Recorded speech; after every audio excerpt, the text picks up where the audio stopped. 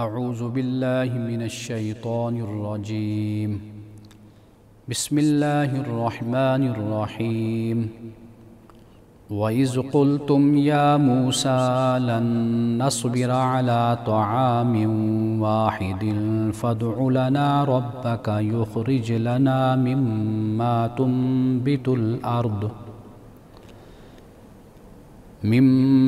تنبت الأرض من بقلها وقثائها وفومها وعدسها وبصلها قال تستبدلون الذي هو أدنى بالذي هو خير اهبطوا مصرا فإن لكم ما سألتم وضربت عليهم الذلة والمسكنة وباءوا بغضب من الله ذلك بأنهم كانوا يكفرون بآيات الله ويقتلون النبيين بغير الحق ذلك بما عصوا وكانوا يعتدون صدق اللہ العظیم۔ اور یاد کرو جب تم نے کہا اے موسیٰ ہم ایک ہی کھانے پر صبر نہیں کر سکتے، تو اپنے رب سے ہمارے لیے دعا کرو کہ وہ ہمارے لیے ان چیزوں میں سے نکالے جو زمین اگاتی ہے، اپنی سبزیوں، ککڑیوں، لہسن، مسور اور پیاز میں سے۔ فرمایا کیا تم اعلیٰ کو ادنا سے بدلنا چاہتے ہو؟ کسی شہر میں اترو تو وہ چیز تمہیں ملے گی جو تم نے طلب کی ہے، اور ان پر ذلت اور پست ہمتی تھوپ دی گئی، اور وہ خدا کا غضب لے کر لوٹے، یہ اس سبب سے کہ وہ اللہ کی آیات کا انکار کرتے تھے اور نبیوں کو ناحق قتل کرتے، یہ اس وجہ سے کہ انہوں نے نافرمانی کی اور وہ حد سے بڑھ جانے والے تھے۔ پروگرام الکلام میں آپ تمام دیکھنے والوں کو خوش آمدید۔ سلسلہ کلام جو اب تک ہم نے گفتگو کی وہ یہ ہے کہ حضرت موسیٰ علیہ السلام نے جب اپنی قوم کو فرعون کے ظلم سے اور اس کی بادشاہت سے نکال کر جب آپ لے کر چلے مصر سے، تو راستے میں سفر کے دوران بہت سے واقعات اور بہت سے حادثات رونما ہوئے، لیکن اللہ سبحانہ و تعالیٰ نے ہر موقع پر حضرت موسیٰ علیہ السلام بلکہ جو بنی اسرائیل ہیں ان کی اللہ نے مدد فرمائی، اور اسی مدد سے یہ بھی تھا کہ من و سلوہ اللہ سبحانہ و تعالیٰ نے اتارا، یعنی اللہ نے اس کا انتظام اسی زمین پر ان کے لیے کر دیا۔ اور جب پانی کی ضرورت ہوئی تو حضرت موسیٰ علیہ السلام سے اللہ پاک نے یہ فرمایا کہ آپ اپنا عصا پتھر پہ ماریے، چٹان پہ ماریے، تو پھر اس میں سے 12 چشمے پانی کے پھوٹ پڑے، اور ہر قبیلے نے، ہر خاندان نے، ہر شخص نے اپنی پینے کی جگہ اس نے معلوم کر لی اور وہاں پر پانی ان کو ملا۔ اب آگے قرآن پاک یہ بیان کرتا ہے کہ یہ قوم ایسی جو حضرت موسیٰ علیہ السلام کے ساتھ چلی، چونکہ ساری زندگی تو غلامی میں بسر کر دی تھی، اب غلامی کے اثرات تو آہستہ آہستہ ہی جاتے ہیں، اب ذرا کوئی دکھ کوئی تکلیف پہنچتی ان کو تو یہ مصر کے زمانے کو اور دور کو یاد کرنے لگ جاتے ہیں۔ یہ بھی ایک بڑی ناشکری کی مثال ہوتی ہے، ناشکری کی بات ہوتی ہے کہ آپ اس زمانے کو یاد کریں کہ جو زمانہ ذلت کا زمانہ تھا، وہ زمانہ جو ظلم کا زمانہ تھا، وہ زمانہ کہ جو بے بسی کا زمانہ تھا، کہ جسے قرآن پاک نے بیان کیا، بلکہ بائبل میں بھی اسے بیان کیا گیا کہ نہ عورتوں کی عزت محفوظ تھی، عورتوں کو زندہ رکھا جاتا تھا اور ان کے نوجوانوں کو قتل کر دیا جاتا تھا یا بچوں کو مار دیا جاتا تھا، جیسے حضرت موسیٰ علیہ السلام کے واقعہ میں بھی اس کو ہم نے پڑھا اور اس کو ہم نے سنا ہے کہ کس طریقے سے موسیٰ نے، حضرت موسیٰ علیہ السلام کی والدہ نے اللہ کی رہنمائی میں آپ کو دریا کی لہروں کے سپرد کر دیا تھا، ایک ٹوکری میں ڈال کر، اور پھر اپنی بیٹی سے کہا کہ ذرا موسیٰ کی بہن سے کہ دیکھتے رہنا اس کو۔ تو اللہ تعالیٰ نے اس طریقے سے پھر جو دشمن دین تھا، دشمن موسیٰ تھا، اس کے محل میں ہی حضرت موسیٰ علیہ السلام کی پرورش ہوئی۔ اب آپ یہ دیکھیے کہ یہ قوم کہ جو شدید ذلت اور انتہا کی پستی میں زندگی گزار رہی تھی، جہاں سے موسیٰ علیہ السلام لے کر ان کو نکلے، لیکن اب یہ کیا ہے؟ اب یہ اس زمانے کو یاد کرتے ہیں۔ بائبل اس بات کو بیان کرتی ہے کہ کہتے ہیں کہ ہم تو اس دور میں مچھلی کھایا کرتے تھے، وہاں پر تو ہمیں اچھی غذا ملتی تھی، تو آپ ہمیں کدھر لے کر آ گئے ہو؟ ہمیں تو صرف من اور سلوہ ہی مل رہا ہے۔ من اور سلوہ پہ میں نے بات کی تھی، تو یہ یعنی شبنم کی طرح قطرے کہ جو سورج کے طلوع ہونے تک رہتے ہیں، پھر اس کے بعد وہ ایک روایت کے مطابق یہ کہ اس کے بعد پھر وہ ختم ہو جاتے ہیں، ایک وہ کہ جو درختوں پر لگتی ہے۔ تو یہ مختلف بیان ہے، لیکن مطلب یہ ہے کہ یہ وہ چیز ہے جو خدا نے انتظام کیا، اور وہ مزیدار بھی ہے، اور صحت کے لحاظ سے، ہر لحاظ سے وہ اچھی بھی ہے۔ سب سے بڑی چیز یہ کہ خدا کا دسترخوان ہے، خدا کی طرف سے متعین کردہ دی ہوئی نعمت ہے۔ اور دوسری بات پھر وہ بٹیر کی شکل کے جو پرندے، اب انہوں نے کہا کہ ہم ان دو پر، ایک کھانے پر تو اب ہمارا گزارا نہیں ہوتا۔ اب آگے قرآن بیان کرتا ہے کہ انہوں نے کہا کہ ہمیں تو جو زمین جو اگاتی ہے نا، وہ ہمیں وہ دو۔ ان میں سے کہا کہ ایک تو بقل ہے، یعنی بقل سے مراد جو ترکاریاں ہوتی ہیں، تمام اقسام کی سبزیاں آپ کہہ لیجئے، تو بقل کہ ہمیں تو ایک تو وہ چاہیے۔ دوسرا کہا کہ قصہ، اور قصہ سے مراد جیسے کھیرے ہیں، ککڑی ہے، یہ ہمیں چاہیے۔ اور فوم، عربی میں سا کو میم فا کر دیتے ہیں، تو سوم بھی ہے، فوم بھی ہے، تو یہ یعنی لہسن جس کو کہا جاتا ہے کہ وہ ہمیں چاہیے۔ اور عدس، اور عدس سے مراد یعنی مسور، جو یہ دالیں وغیرہ ہوتی ہیں، یہ کہا۔ اور پھر اس کے بعد بصل، یعنی بصل سے مراد پیاز۔ تو یہ انہوں نے مطالبہ کیا۔ اب اللہ سبحانہ وتعالیٰ نے کیا فرمایا؟ تستبدلون الذی هو ادنی بالذی هو خیر، کیا تم اعلیٰ کو ادنا سے بدلنا چاہتے ہو؟ یعنی جو میں نے دیا، خدا کی طرف سے تمہیں دیا گیا، اسپیشل تمہارے لیے اہتمام اس کا کیا گیا۔ ویسے تو یہ سبزیاں، یہ سب کچھ یہ بھی خدا کی طرف سے ہے، تو لیکن خاص اس سفر میں اس کا اہتمام، اس کو ٹھکرا کر، اس کو غیر اہم قرار دے کر اللہ تعالیٰ سے پھر اس کا تقاضا کرنا۔ اصل بات کیا ہے؟ وہ یہ ہے کہ آزادی بہت بڑی نعمت ہوتی ہے، اس میں انسان کو سادہ خوراک بھی مل جائے نا، اس پر خدا کا شکر ادا کرنا چاہیے۔ اس غلامی سے کہ جس میں انسان کو پراٹھے ملیں، حلوہ ملے، جس میں انسان کو اچھی سی اچھی خوراک اور چیز انسان کو میسر ہو، لیکن ہو غلامی۔ تو یہ وہ بات ہے کہ چونکہ وہ غلامی کی زندگی گزار کر آئے تھے، وہاں پر اگر کوئی ان کو اچھا مل گیا کھانا کھانے کو کسی وقت بھی، لیکن وہ اس بات کو بھول گئے کہ جو صبح و شام ہمیں جوتے پڑتے تھے، جو ہم پر ظلم ہوتا تھا، ہم سے زیادتی ہوتی تھی، ہمیں کسی طرح کی کوئی سیکیورٹی وہاں پر میسر نہیں تھی، خوف ہی خوف تھا، لیکن کھانا کبھی اچھا بھی مل جاتا تھا، تو وہ اس کو یاد کر رہے ہیں۔ ویسے بھی انسان کی یہ نفسیات ہے کہ جہاں پہ رہتا ہے تو وہاں کی باتیں جو نیگیٹو ہوتی ہیں، منفی، وہ زیادہ اس کو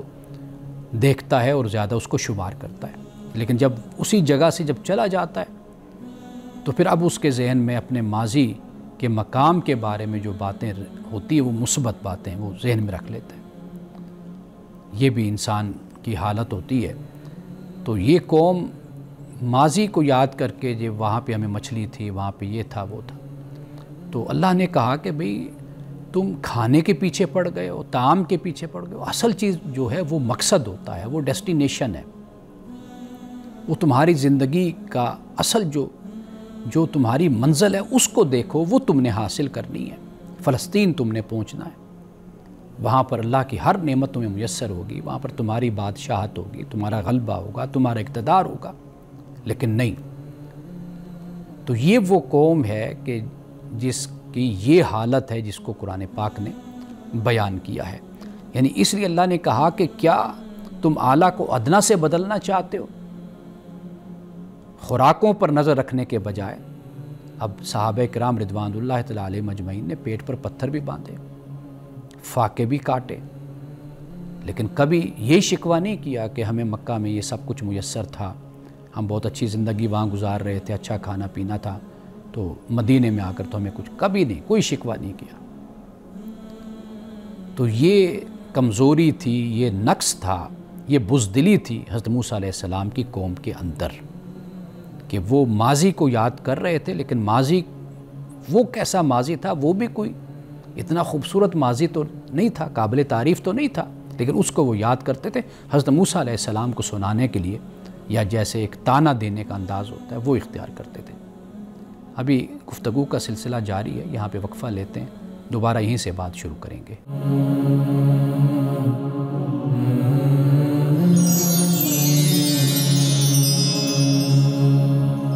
اللہ سبحانہ و تعالیٰ نے یہ فرما دیا کہ کیا تم اعلیٰ کو ادنا سے بدلنا چاہتے ہو، پھر اس کے بعد فرمایا کہ اہبطوا مصرا، کہ تم شہر میں اتر جاؤ۔ اب یہاں پر شہر سے مراد وہ مصر نہیں ہے، یعنی ایجپٹ نہیں ہے، یہ مصر یعنی شہر مراد ہے۔ بعد نے وادی تیہ کا بھی مفسرین نے ذکر کیا، لیکن قرآن پاک نے اس کا ذکر نہیں کیا۔ فَإِنَّ لَكُمْ مَا سَأَلْتُمْ، فرمایا کہ جو تم چیز مانگ رہے ہو نا، جس کا تم نے سوال کیا وہ تمہیں وہاں پر فرمایا کہ تمہارے لیے موجود ہوگی، شہر میں تم اتر جاؤ۔ لیکن فرمایا کہ وَضُرِبَتْ عَلَيْهِمُ الذِّلَّةُ وَالْمَسْكَنَةُ، ذلت اور پست ہمتی، مسکنہ، یہ تم پر تھوپ دی گئی ہے، ان پر تھوپ دی گئی۔ قرآن پاک نے دو مقامات ہیں جہاں اس حوالے سے گفتگو کرتے ہوئے فرمایا کہ ضربت علیہم الذلۃ والمسکنہ اینما ثقفوا، جہاں بھی تم جاؤ گے نا، تم پر ذلت اور مسکنہ کو تم پر تھوپ دیا جائے گا، جس جگہ بھی جاؤ گے تم پر یہ ہوگا۔ الا بحبل من اللہ، یا تو یہ ہے کہ اللہ کی رسی کو تم تھامو گے، یعنی کہ خدا کے ساتھ تم عہد پورا کرو گے تو پھر اس ذلت اور مسکنہ سے تم نکلو گے، یا دوسری صورت جو ہوگی وہ یہ ہوگی کہ اقوام کے ساتھ یا لوگوں کے ساتھ تمہارا کوئی معاہدہ ہوگا تو اس کی وجہ سے تمہیں کوئی تحفظ مل جائے، تمہیں ذلت اور اس مسکنہ سے، بے بسی سے اور پست ہمتی سے تمہیں چھٹکارا ہو جائے۔ یہ دو صورتیں قرآن پاک نے بیان کی، بلکہ جب ایک مقام پہ یہ فرمایا نا کہ وَإِسْتَأَذَّنَ رَبُّكَ لَيَبْعَثَنَّ عَلَيْهِمْ إِلَىٰ يَوْمِ الْقِيَامَةِ مَن يَسُومُهُمْ سُوءَ الْعَذَابِ، کہ یہ تیرے رب کا یہ اعلان ہے کہ ان پر قیامت تک کے لیے اللہ تعالیٰ ان پر مسلط کر دے گا۔ کنہیں مسلط کرے گا؟ جو انہیں سزا دیتے رہیں گے، عذاب دیتے رہیں گے، برا عذاب۔ ان ربک لسریع العقاب، بے شک تیرے رب عقاب میں، سزا دینے میں تیزی کرنے والا ہے، یعنی جب مہلت گزر گئی، مدت گزر گئی تو پھر تیزی۔ تو لہٰذا یہاں پر جب یہ فرمائے نا الی یوم القیامہ، یہ اس صورت میں ہے کہ جب نہ خدا کے ساتھ معاہدہ اور نہ لوگوں کے ساتھ معاہدہ، تو پھر یہ قیامت تک یہی معاملہ۔ آپ دیکھ لیجئے کہ یہ قوم اقوام عالم میں بے شک یہ جس کمال پر اور جس عروج پر بھی پہنچ جائے، اور ہے عروج اور کمال پر، اس میں کوئی شک نہیں، لیکن وہ جو ذلت ہے یا مسکنہ ہے یا وہ جو بے عزتی ہے، وہ جو ایک احترام ہوتا ہے قوموں کا، وہ آج تک ان کو نہیں مل سکا اور قیامت تک نہیں ملے گا، کچھ اپنی حرکتوں کی وجہ سے، اور کوئی خدا کا جو غضب ہے وہ کچھ اس طرح ان پر مسلط ہوا ہے کہ یہ کبھی بھی وہ مقام اور مرتبہ جو دنیا میں اقوام کو ملتا ہے وہ ان کو کبھی نہیں نصیب ہوا۔ یہ دو باتیں قرآن پاک نے بیان یہاں پر کی ہیں، الا بحبل من اللہ وحبل من الناس۔ یہ دو صورتیں ہوں گی تو کوئی چھٹکارے کی صورت بنے گی، ورنہ کیا ہوگا؟ قیامت تک کے لیے ان کے ساتھ یہی معاملہ چلتا رہے گا۔ اب اس کے بعد فرمایا وباؤ بغضب من اللہ، اور یہ اللہ کا غضب لے کر یہ لوگ لوٹے، اور وجہ کیا ہے؟ کانوا یکفرون بآیات اللہ، اللہ کی آیات کا یہ انکار کرتے تھے، ویقتلون النبیین بغیر الحق، اور انبیاء کا ناحق قتل کرتے تھے۔ اللہ کی آیات کا انکار، جب یہ اسلوب اور انداز اختیار کیا جاتا ہے نا جی ناظرین قرآن پاک میں، تو پھر اس سے مراد یہ ہوتا ہے کہ سرکشی اپنی انتہا کو پہنچ گئی، یعنی یہ نہیں کہ ان کو پتہ نہیں تھا، یہ جانتے تھے، سمجھتے تھے، رسول اللہ کی آمد سے پہلے بھی ان کو سب کچھ پتہ تھا کہ آپ نے آنا ہے۔ یہ حضرت موسیٰ علیہ السلام کو جانتے تھے، حضرت ہارون کا ان کو پتہ تھا، پیغمبر ہیں اللہ کے، ایمان لائے، سب کچھ ہے۔ لیکن صدیوں پہ پھیلی ہوئی ان کی تاریخ کو اٹھا کر دیکھیے تو سرکشی میں اپنے کمال پر ان کو اصل جو چیز کھا گئی اور جس نے ان کو تباہ کر دیا، ایک تو یہ ہے کہ ہم عالی نسب ہیں، انبیاء علیہ السلام کی ہم اولاد ہیں یا ان سے ہمارا تعلق ہے، عالی نسب، ایک یہ بات۔ دوسری بات یہ کہ ہم یہودی، یعنی ہمارا گروہ، ہمارا دین، یہ چیزیں ان کو تباہ کر گئی۔ اگر یہی بات اور یہی سوچ، یہی رویہ، یہی نظریہ اگر مسلمانوں میں پیدا ہوگا یا ہوا تو مسلمانوں نے بھی اسی بات کو، مسلمانوں کو بھی اسی چیز نے تباہ کیا، برباد کیا کہ ہم سب سے اعلیٰ ہیں، یا پھر یہ ہے کہ ہم ہی ہیں سب کچھ۔ قرآن پاک نے کئی مقامات پر اس کا رد کیا۔ تو یہ جو ان پر خدا کا غضب ان پر ہوا یا پست ہمتی، اور اس لفظ کی بھی میں ذرا وضاحت کر دوں کہ جو مسکنہ ہے نا، یہ سکون جو لفظ ہم بولتے ہیں، یعنی انسان نقل و حرکت نہیں کر سکتا، اتنی بے بسی ہوتی ہے، بے کسی ہوتی ہے، اتنی بے چارگی چھائی ہوتی ہے، محتاجی اتنی ہوتی ہے۔ جیسے ایک انسان ہے جس کو ہم مسکین کہتے ہیں، قرآن پاک نے زکوٰۃ کے جو مصارف ہیں ان میں سے ایک مصرف مساکین بھی تو ہے نا، وہ اس لیے ہوتا ہے کہ بھئی وہ ان کے پاس اتنے وسائل نہیں ہوتے کہ وہ نقل و حرکت کر سکیں، معاشرے میں موومنٹ جس کو کہتے ہیں، کہ وہ ان کے نہیں ہو سکتے۔ تو یہ اس حالت کو قرآن پاک ان کو بیان کرتا ہے۔ وجہ کیا ہے؟ اللہ کی آیات کا انکار۔ جواب دہی بھی تب ہی زیادہ ہوتی جب انسان کو موقع بھی ملے اور پھر انسان اس موقع سے فائدہ نہ اٹھائے، استفادہ نہ کرے۔ ان پر اس لیے خدا کا غضب اترا۔ اور انبیاء کا قتل، حضرت زکریا علیہ السلام کا قتل ہے، حضرت یحییٰ کا قتل ہے۔ حضرت یحییٰ علیہ السلام کے ساتھ تو بہت ظلم ہوا، یعنی بادشاہ وقت نے صرف ایک جسے رقاصہ کہتے ہیں، اس کے کہنے پر حضرت یحییٰ علیہ السلام کا سر کاٹ کر ایک برتن میں رکھ کر وہ اس رقاصہ کو پیش کیا تھا۔ اس نے یہ کہا تھا کہ بھئی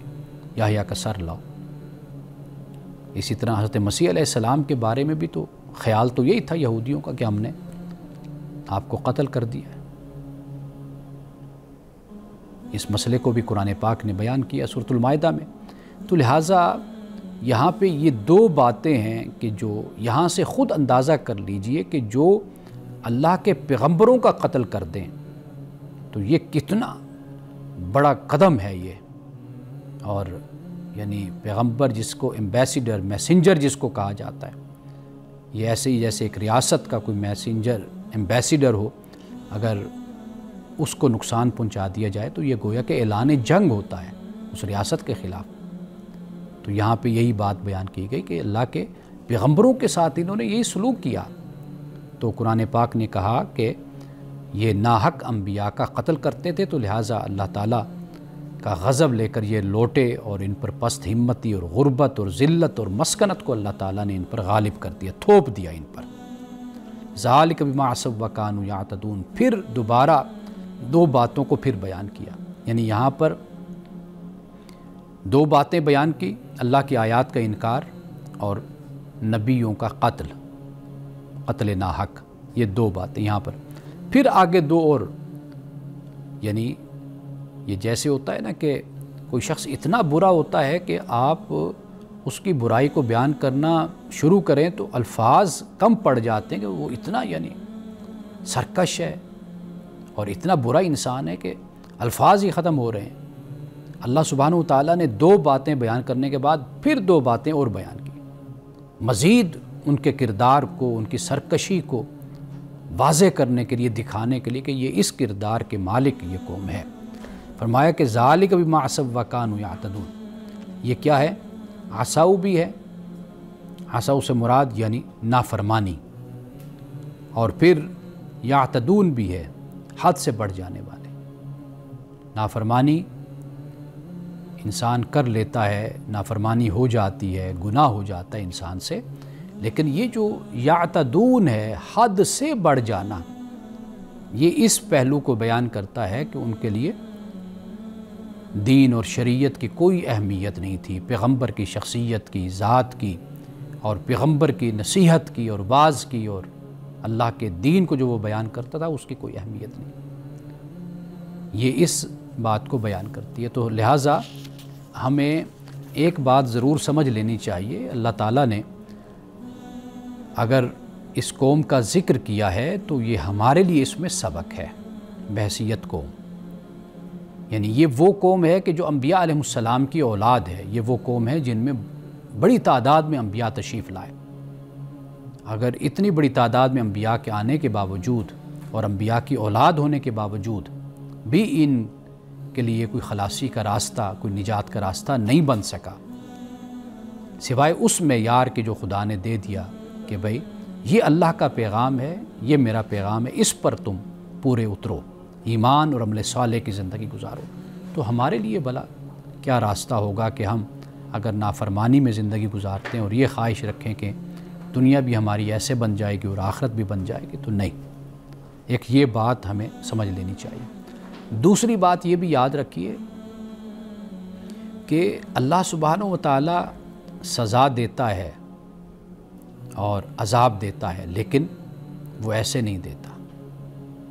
یہ قوموں کے اجتماعی گناہ ہوتے ہیں، معصیتیں ہوتی ہیں، نافرمانیاں ہوتی ہیں، سرکشی ہوتی ہیں، اس بنیاد پر خدا پھر قوم کو سزا دیتا ہے۔ ایسے نہیں ہے کہ فوری یہ جھٹ پٹ یہ کام ایسے ہو جائے، نہیں،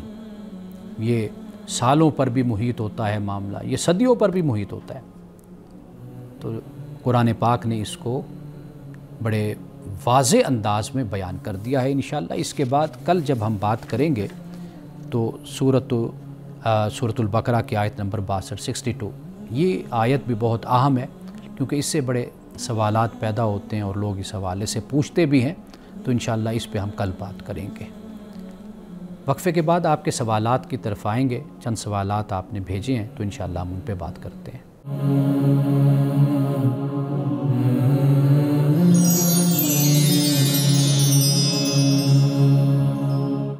سب سے پہلا سوال جو اس وقت میرے سامنے ہے وہ والدہ کی طرف سے ہے، اور پوچھا یہ گیا ہے کہ یہ جو سیکس ایجوکیشن ہے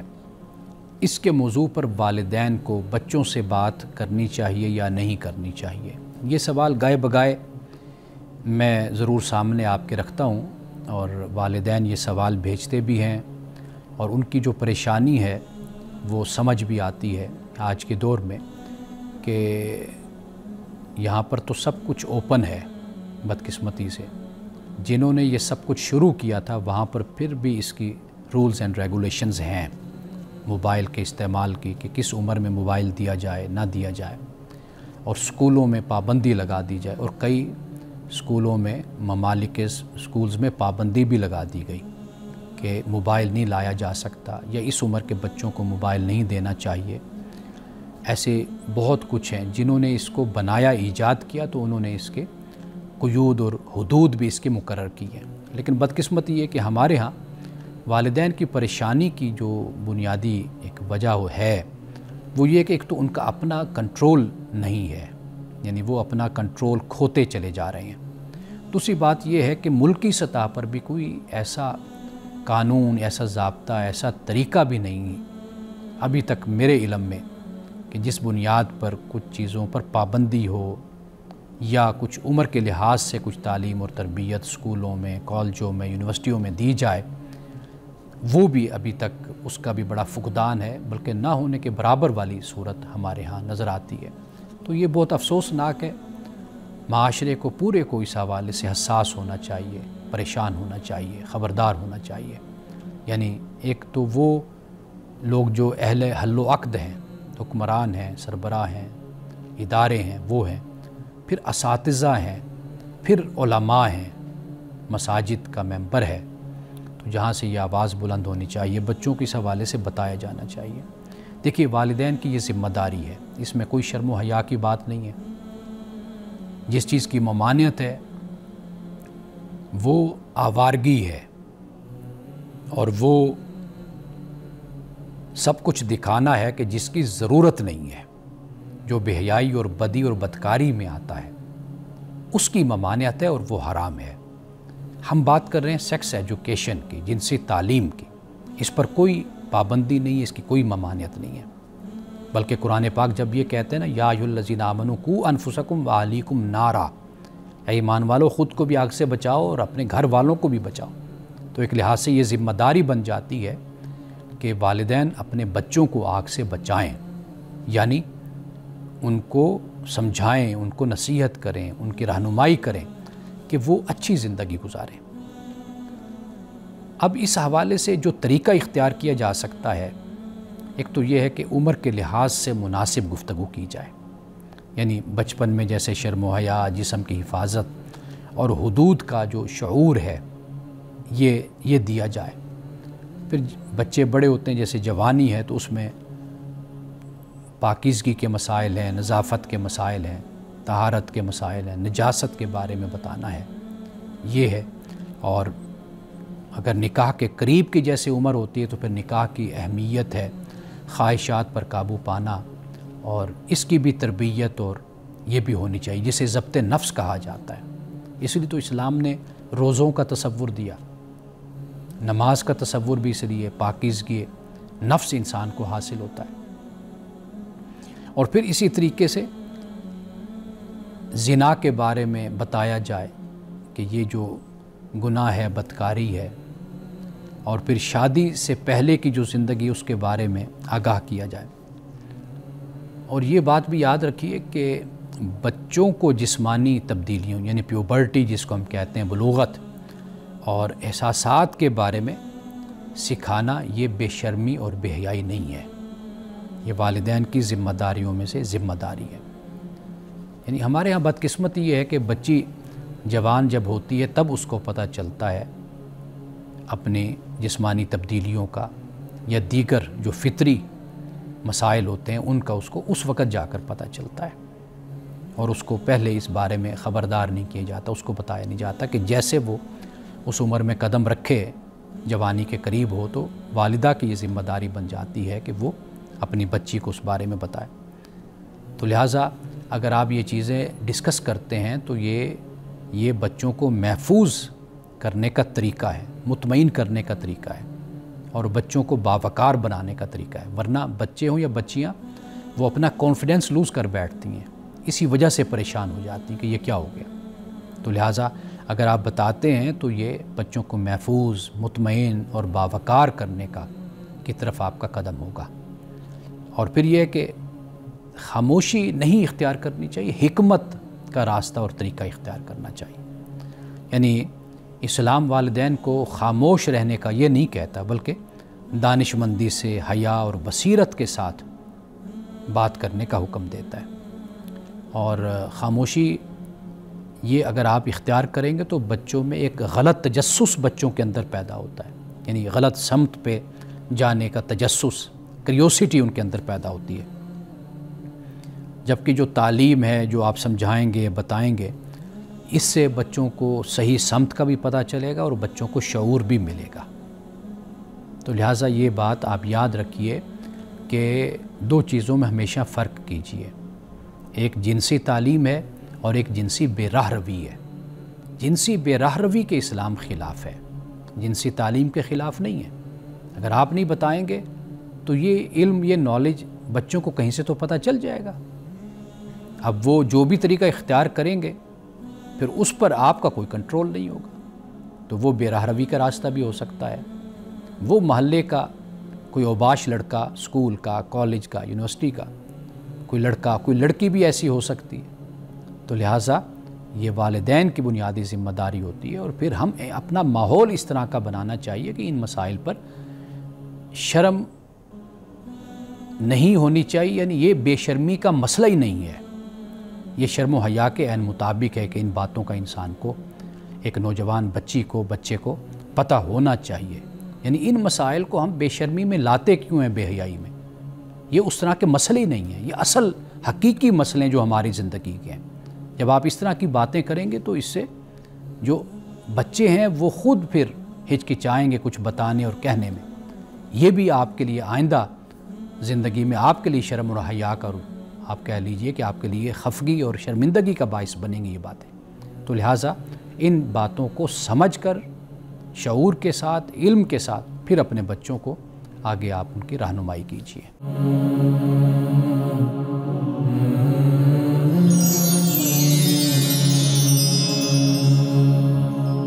ہماری بہن نے یہ ایک سوال بھیجا ہے، اور بلکہ یہ ان کا تیسرا سوال ہے۔ پہلے بھی 2 سوال انہوں نے بھیجے تھے جس کا جواب دیا تھا میں نے، اور پھر انہوں نے شکریہ بھی ادا کیا، اور دوبارہ پھر انہوں نے یہ سوال اپنا بھیجا ہے۔ وہ یہ ہے کہ کیا عمرہ میں عورت چہرہ چھپا سکتی ہے یا اسے چھپانا چاہیے، اور جوتے کس طرح کے پہننے چاہیے؟ نبی اکرم صلی اللہ علیہ وسلم نے یہ فرمایا کہ احرام والی عورت نہ نقاب پہنے اور نہ دستانے، یہ بخاری کی حدیث ہے اور مسلم کی بھی۔ تو لہٰذا احرام کی حالت میں نقاب جو پہننا ہے یہ منع ہے، یعنی یہ آگے جا کر ہمارے علماء نے، فقہاء نے جو اس پر لکھا ہے وہ یہ ہے کہ یہ بہتر طریقہ یہی ہے۔ اگر عورت کوئی ہچکچاہٹ محسوس کرتی ہے، کوئی مسئلہ ہے مردوں کی وجہ سے، تو وہ اپنے چہرے کو اس انداز سے چھپا سکتی ہے کہ اوپر کپڑا لے لے، لیکن وہ کپڑا چہرے کے ساتھ نہ لگے۔ حضرت عائشہ صدیقہ رضی اللہ تعالیٰ عنہا سے اس طرح کی ایک روایت بیان کی جاتی ہے کہ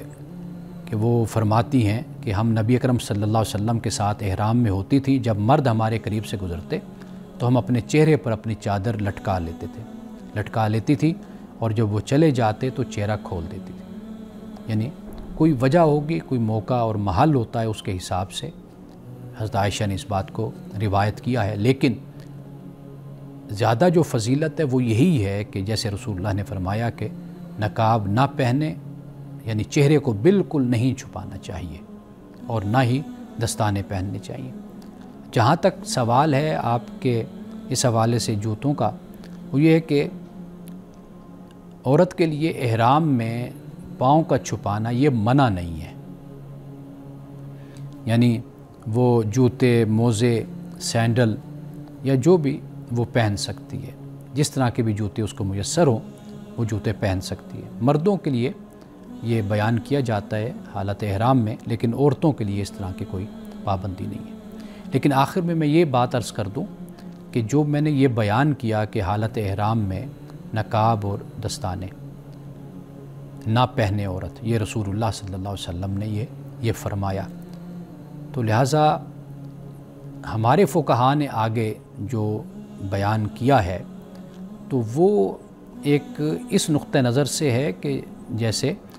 گھبراہٹ ہوتی ہے کسی عورت کو، یا کوئی ایسا معاملہ ہے کہ جس کی وجہ سے وہ اپنے آپ کو اس میں ذرا سیف محسوس کر لیتی ہے کہ وہ تھوڑا سا کپڑا آگے کر لے جو چہرے پر نہ لگے، تو انہوں نے کہا کہ یہ کر سکتی، لیکن فضیلت اسی کی ہے کہ چہرہ اور دستانے، چہرہ نہ چھپایا جائے، نقاب نہ لیا جائے، اور دستانے بھی نہ پہنے جائیں۔